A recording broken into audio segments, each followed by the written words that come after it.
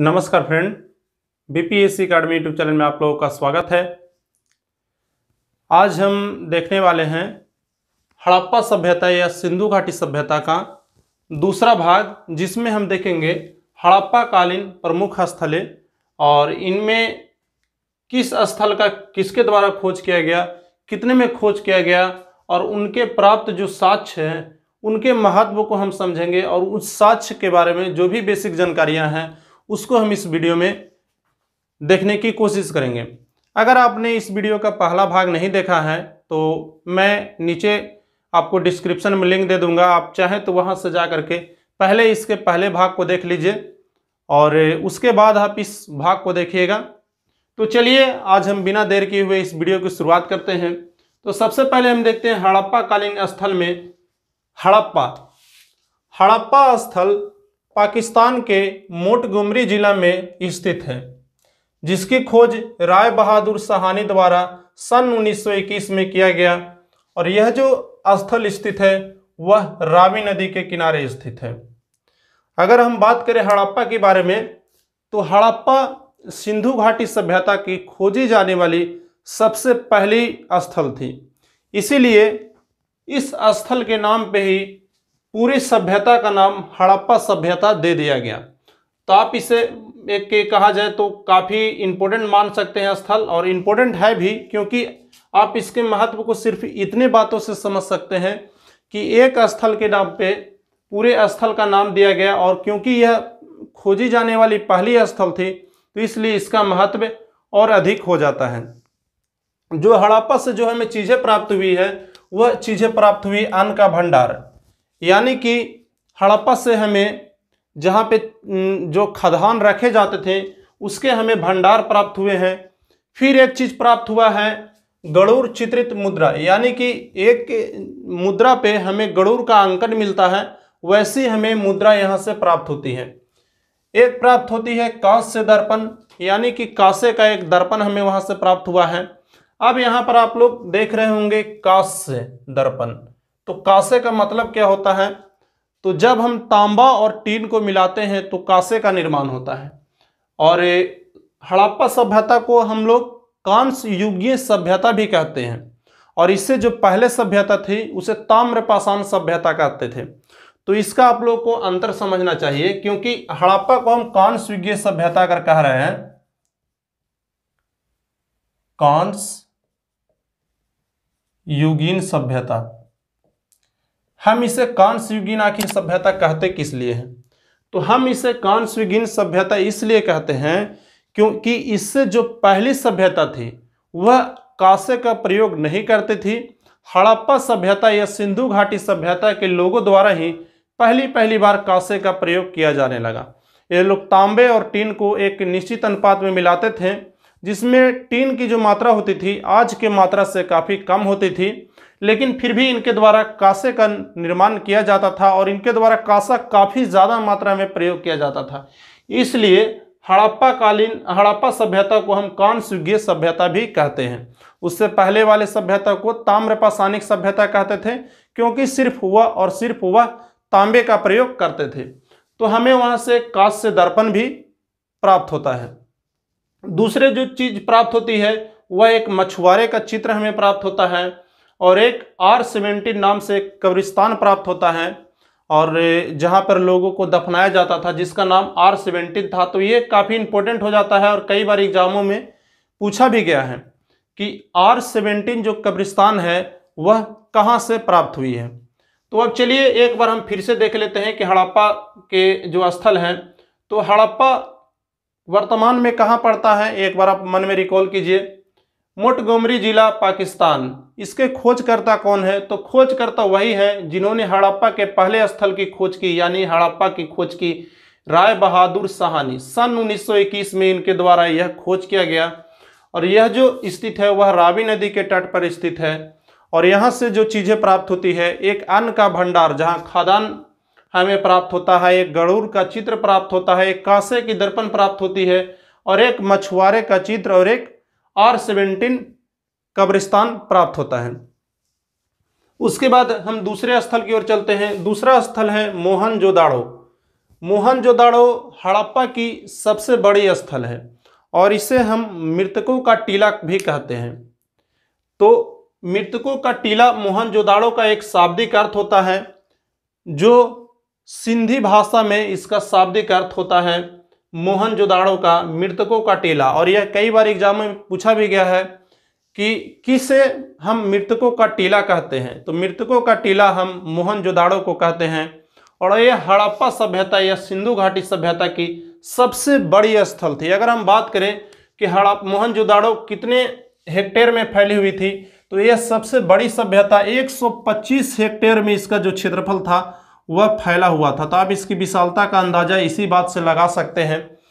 और यह जो स्थित है वह लरकाना जिला में है, सिंध प्रांत के पाकिस्तान में, यानी कि जो भी दोनों बड़े स्थल हैं वह पाकिस्तान में भी स्थित हैं। तो आप ऐसे भी याद कर लीजिएगा कि जो सबसे प्रमुख है वह पाकिस्तान में स्थित है। तो प्रमुख दोनों कौन हो जाएगा, एक हड़प्पा हो जाएगा और एक मोहनजोदड़ो हो जाएगा। दोनों को जुड़वा राजधानी भी कहा जाता है, एक विस्तृत साम्राज्य की जुड़वा राजधानी के रूप में भी इसको जाना जाता है। तो इसकी जो खोज की गई थी वह सन 1922 ईस्वी में, यानी कि एक वर्ष बाद, हड़प्पा के खोज होने के एक वर्ष बाद ही मोहनजोदड़ो की भी खोज कर दी गई। यह जो स्थित है वह सिंधु नदी के किनारे स्थित है और इससे पता चलता है कि सिंधु नदी के किनारे हमारे पास दो स्थल खोजे गए हैं और इसी के कारण इसको सिंधु सभ्यता भी कहा जाता है।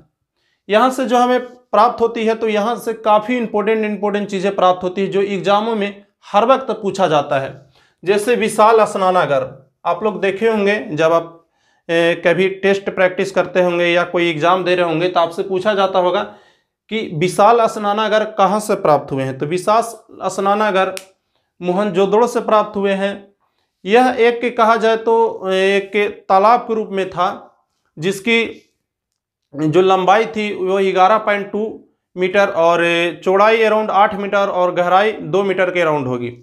यह पूरी तरह से कहा जाए तो ईंट का द्वारा बना हुआ था और इसमें उतरने के लिए 2 सीढ़ियां भी बनाई हुई थी। यानी कि आप इसको ऐसे तुलना कर सकते हैं कि जिस प्रकार से आज के तालाब का निर्माण किया जाता है उसी प्रकार से आज से करीब 5000 वर्ष पूर्व इस प्रकार का तालाब का निर्माण किया जाता था।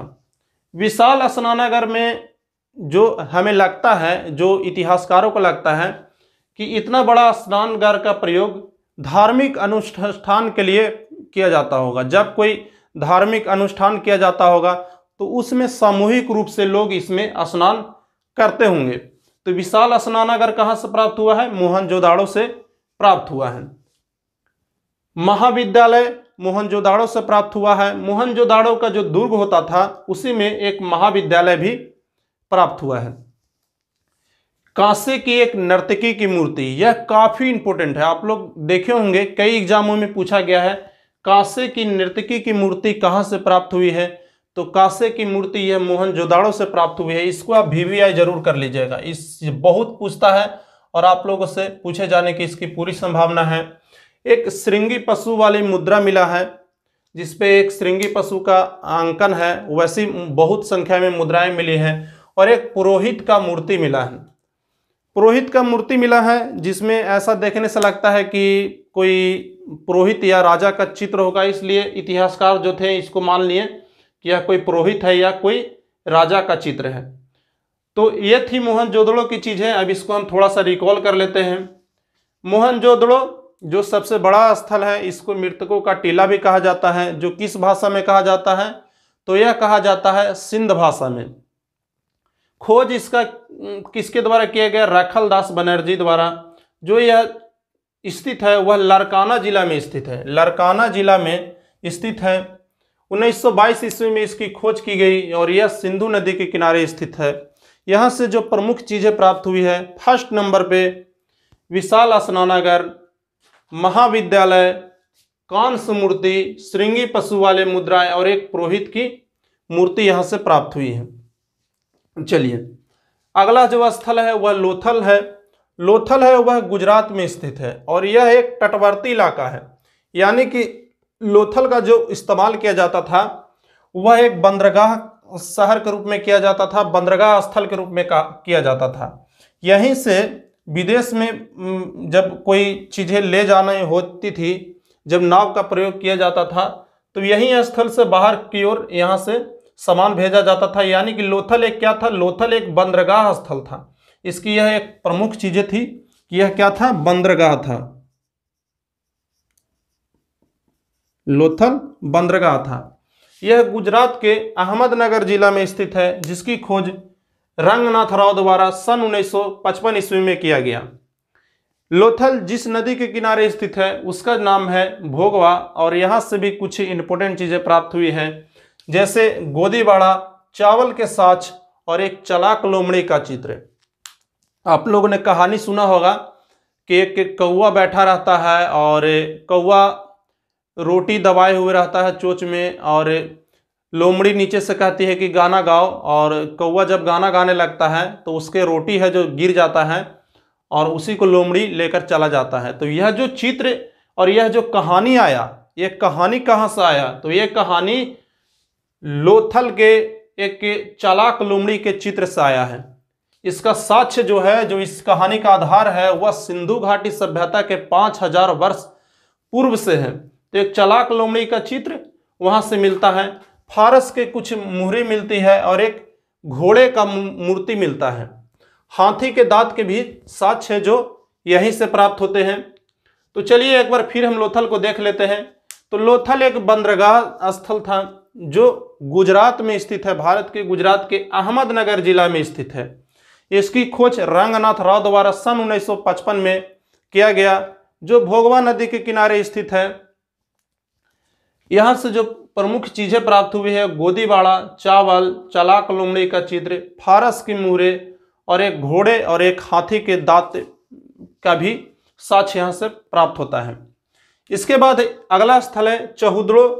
चहुदड़ो जो स्थल है वह सिंध प्रांत में स्थित है, और आप देख रहे होंगे मोहनजोदड़ो भी कहाँ स्थित था, सिंध में स्थित था। यानी कि दो ऐसे स्थल जो सिंध प्रांत में स्थित है, उनका नाम है एक मोहनजोदड़ो और दूसरा चुहदड़ो। तो आप इसको ऐसे याद कर रखिएगा कि अच्छा सिंध प्रांत में कौन कौन से दो स्थल याद थे, तो सिंध प्रांत में एक मोहनजोदड़ो और एक चुहदड़ो, तो आपको आसानी से याद हो जाएगा। इसके जो खोजकर्ता थे वह एम.जी. मजूमदार इसके खोजकर्ता थे, और यह जो स्थित है वह सिंधु नदी के किनारे स्थित है। तो हड़प्पा के दो स्थल थे, वह सिंधु नदी के किनारे स्थल स्थित थे। एक तो चहुदड़ो था और एक था मोहनजोदड़ो। चहुदड़ो मुख्य रूप से स्थापत्य कला में पूरी तरह से एकदम प्रांगत था। यहाँ पर सिर्फ और सिर्फ एक ही चीज किया जाता था, वह था स्थापत्य, यानी कि विभिन्न प्रकार के मानकों का निर्माण करना। ये सारी चीजें इसकी मुख्य रूप से विशेषता रही थी। चहुदड़ो की अगर बात करें तो यह मात्र 7 हेक्टेयर में यह फैला हुआ था। जहां मोहनजोदड़ो 125 हेक्टेयर में फैला हुआ था, वहीं चहुदड़ो सिर्फ और सिर्फ 7 हेक्टेयर में फैला हुआ था। 7 हेक्टेयर में फैला हुआ यह चीज मनके बनाने के लिए काफी प्रसिद्ध था। अगर सबसे ज्यादा कहीं से मनके अगर प्राप्त हुए हैं तो वह चहुदड़ो से प्राप्त हुए हैं। चहुदड़ो पूरी तरह से इन्हीं सारे चीज़ों पर डिपेंड था। उसका यही काम था कि विभिन्न प्रकार के चीज़ों का निर्माण करना। यहाँ से एक और चीज़ प्राप्त हुआ है, बिल्ली का पीछा करते हुए कुत्ते का साक्ष्य प्राप्त हुआ है। और जैसा कि मैंने आप लोग को बताया कि चहुदड़ो जो था वह मुख्य रूप से इसका सिर्फ किसी चीज़ों के निर्माण करने में ही इसका प्रमुख रूप से योगदान था, और यहाँ पर मुख्य रूप से जो भी चीज़ किया जाता था वह निर्माण की चीज़ ही किया जाता था। तो यहाँ से जितने भी सौंदर्य या कहा जाए तो सजावट की चीज़ें हैं वह यहाँ से प्राप्त हुई है। जैसे लिपस्टिक के साक्ष्य प्राप्त हुए हैं, काजल के साक्ष्य प्राप्त हुए हैं, कंघा के साक्ष्य प्राप्त हुए हैं और पाउडर के साक्ष्य प्राप्त हुए हैं। तो आपको यहाँ पर ऐसे याद करना है कि चहुदड़ो जो सिर्फ और सिर्फ बनाने के लिए जाना जाता था, 60 हेक्टेयर में फैला हुआ था, छोटा सा था। एक तरह से मान लीजिए चहुदड़ो एक फैक्ट्री था। हड़प्पा सभ्यता का मान के चलिए एक फैक्ट्री था जहाँ सारे चीज़ें बनाई जाती थी, मनके बनाए जाते थे, पाउडर बनाया जाता था, लिपस्टिक बनाया जाता था, ये सारी चीज़ें वहाँ पे बनाई जाती थी। तो जब भी आपसे पूछा जाए कंघा कहाँ बनाया जाता था, तो अच्छा बनाने वाला चीज़ है तो चहुदड़ो में बनाया जाता होगा। तो इसको आप ऐसे ही याद कर सकते हैं। अब एक बार चहुदड़ो को हम फिर से रिकॉल कर लेते हैं। चहुदड़ो 7 हेक्टेयर में फैला हुआ पाकिस्तान के सिंध प्रांत में स्थित है। एमजी मुजुमदार द्वारा खोजा गया सन 1931 में। इसको आपको याद करने की जरूरत नहीं है।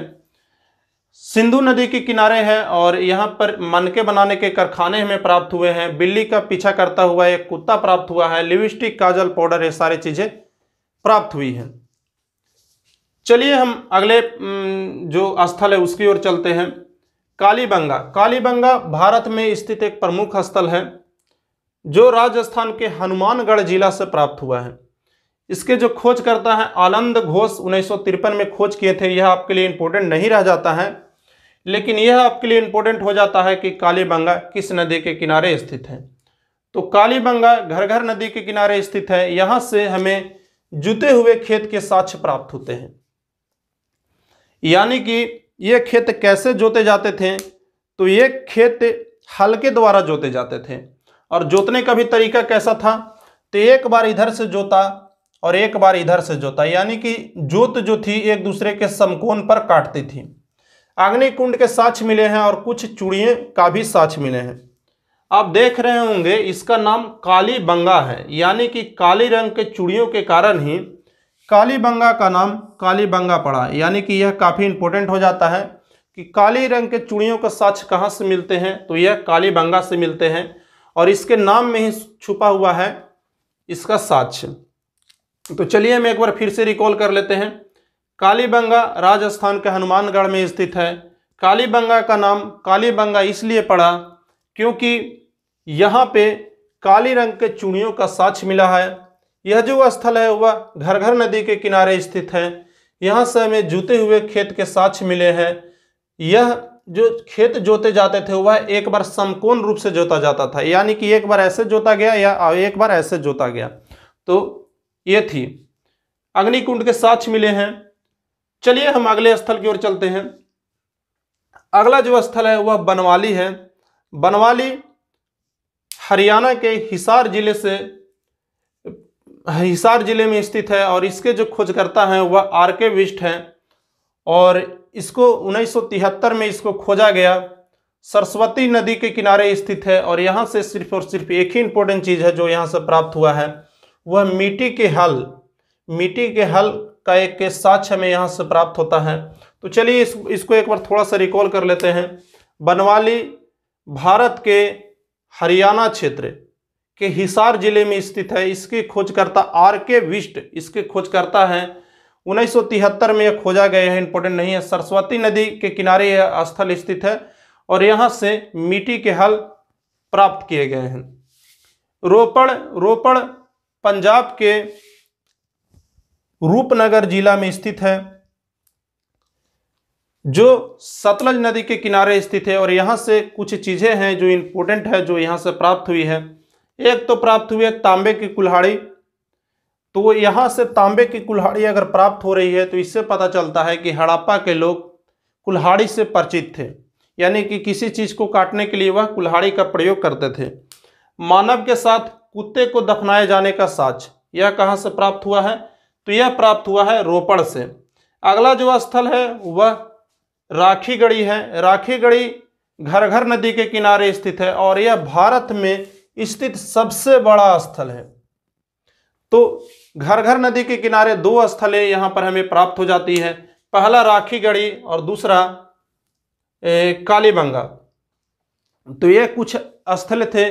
अब हम इसको फिर से एक बार पुनः रिकॉल कर लेते हैं और इस बार जब मैं रिकॉल करूंगा इस बार आपको भी अपने मन में रिकॉल करना है ताकि आपको इसको रूम पर जाकर के या किसी बुक से दे करके फिर से याद ना करना पड़ जाए।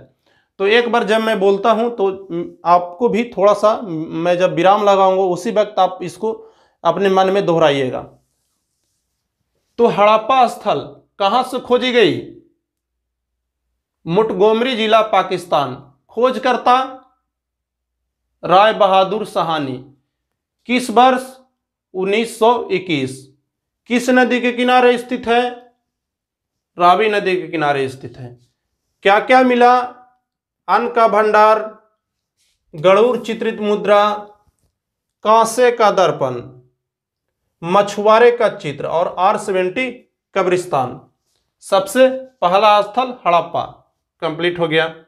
मोहनजोदड़ो सबसे बड़ा स्थल, क्षेत्रफल इसका कितना है? 125 हेक्टेयर किस क्षेत्र में स्थित है? पाकिस्तान के लरकाना क्षेत्र में। खोजकर्ता कौन हुए? खोजकर्ता रखलदास बनर्जी। किस वर्ष खोजा गया? सन 1922 ईस्वी में खोजा गया। किस नदी के किनारे स्थित है? तो सिंधु नदी के किनारे स्थित है। जो यहाँ से कौन कौन सी चीजें प्राप्त हुई है?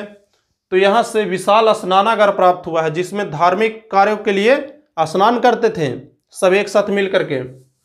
एक महाविद्यालय खोजा गया है और एक कांसे की मूर्ति खोजी गई है। एक श्रृंगी पशु वाले मुद्राएं हमें यहाँ से प्राप्त हो जाती है और एक पुरोहित की मूर्ति प्राप्त होती है। अब यहाँ पर से आप लोग इसका विशेषता को एक बार मन में अपने से रिकॉल कर लीजिए। जैसे विशाल स्नानागार के मैंने आपको बारे में बताया था कि क्या इसका उपयोग था, कांसे का मूर्ति कैसे निर्मित किया गया था, तो ये सारी चीज़ों का आप अपने मन में एक बार रिकॉल कर लीजिए।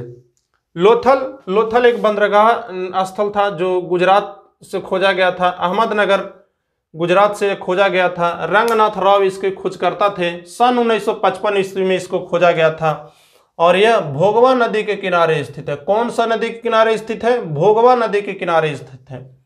गोदीवाड़ा यहाँ से मिला हुआ एक चीज है। चावल मिला है। एक चालाक लोमड़ी का चित्र मिला है। कहानी याद कीजिएगा चालाक लोमड़ी वाला। फारस की मूर्तियां प्राप्त हुई, फारस की मुहरें यहाँ से प्राप्त हुई है। और जब फारस की मुहरें प्राप्त हो रही है तो आप समझ रहे हो कि व्यापार के भी यहाँ से साबित करता है कि यहाँ से व्यापार किया जाता था। घोड़े की मूर्ति और हाथी के दांत प्राप्त हुई, यानी कि लोग यहाँ से घोड़े हाथी से परिचित थे। सभी चीजों को आपको एक बार अपने मन में रिकॉल करना है। चूहदड़ो जैसे मैं चूहदड़ो का नाम लेता हूं, कारखाना आपको मन में आ जाना चाहिए। चूहदड़ो सिंध प्रांत में स्थित है, सिंधु नदी के किनारे। एमजी मजूमदार इसके खोजकर्ता हो गए। मनके बनाने का कारखाना और जितने भी सौंदर्य के सामान जो हम लोग मुंह में लगाते हैं अपना चेहरा को गोरा करने के लिए, वे सारे चीजें कहाँ से प्राप्त हुई है? तो चूहदड़ो से। एक कुत्ता है जो बिल्ली का पीछा कर रहा है, वह कहाँ से प्राप्त हुआ है? चूहदड़ो से प्राप्त हुआ है। कालीबंगा हनुमानगढ़ राजस्थान से घरघर नदी के किनारे स्थित है। यहाँ से हमें जुते हुए कैसा खेत? एक समकोण पर अग्निकुंड के साक्ष और कुछ चूड़ियों हमें प्राप्त होती है। चूड़ियों के नाम पर भी यहाँ पर के नाम जो है वह कालीबंगा रखा गया है। बनवाली हिसार हरियाणा में स्थित एक स्थल है। आर्केविस्ट इसके खोजकर्ता है और सरस्वती नदी के किनारे यह एक स्थल है। तो ऐसे भी आप लोग याद कर सकते हैं। रावी नदी के किनारे कौन सा स्थल है? अब इसको बैक में लेकर के चलिए। रावी नदी के किनारे हड़प्पा, सिंधु नदी के किनारे चूहदड़ो और मोहनजोदड़ो, भोगवा नदी के किनारे लोथल, सिंधु नदी के किनारे आपको मैंने बताया चूहदड़ो और मोहनजोदड़ो। घरघर नदी के किनारे के दो स्थल हैं, एक तो हो गया कालीबंगा और एक हो गया राखीगढ़ी। बनवाली हिसार में स्थित है, सरस्वती नदी के किनारे। मिट्टी के हाल यहाँ से प्राप्त हुआ है। रोपड़ है जो रूपनगर पंजाब में स्थित है, सतलज नदी के किनारे। सतलज नदी के किनारे एक ही स्थल स्थित है, वह है रोपड़। तांबे की कुल्हाड़ी मानव के साथ कुत्ते के दफनाए जाने का साक्ष्य यहाँ से हमें प्राप्त होता है। राखीगढ़ी जो भारत में खोजी गई सबसे बड़ी स्थल थी। तो यह आज का वीडियो रहा फ्रेंड। वीडियो पसंद आई हो तो लाइक जरूर कीजिएगा, क्योंकि यह मेरा शुरुआती दौर है। तो बस इसलिए लाइक कीजिए क्योंकि मुझे मोटिव मिल सके। अगर नहीं पसंद आता है तो आप डिसलाइक भी कर सकते हैं, ऐसा कोई ज़रूरी नहीं है। आप चैनल को सब्सक्राइब करिए, दोस्तों के साथ इस वीडियो को शेयर कीजिए। टेक केयर फ्रेंड, धन्यवाद। और इसके बाद मैं इसका थर्ड पार्ट लाऊंगा जिसमें मैं इसके विशेषताओं को बताऊंगा, जैसे वहाँ के स्थापत्य क्या थे, उनका सामाजिक जीवन, उनका राजनीतिक जीवन, मुद्राएं किस प्रकार से थी, लिपि आखिर बहुत चित्रात्मक थी तो वह लिपि बहुत चित्रात्मक कही क्यों जाती है, और ऐसे तो सभी लिपियां बहुत चित्रात्मक हो सकती है जिसको हम लोग नहीं पढ़ सकते हैं। वहाँ पर कैसा शासन व्यवस्था था, एकदम पूरा डिटेल से आप लोगों को मैं उस वीडियो में बताऊंगा, ताकि आपको कहीं से भी यह पता ही नहीं चलेगा कि मुझे कुछ याद भी करना है। तो बस आप वीडियो को लाइक कर दीजिए और मेरे साथ जुड़ने के लिए आप सब्सक्राइब कर सकते हैं। तो आज के लिए बस इतना ही, फिर मिलते हैं फिर अगले वीडियो में। टेक केयर, धन्यवाद।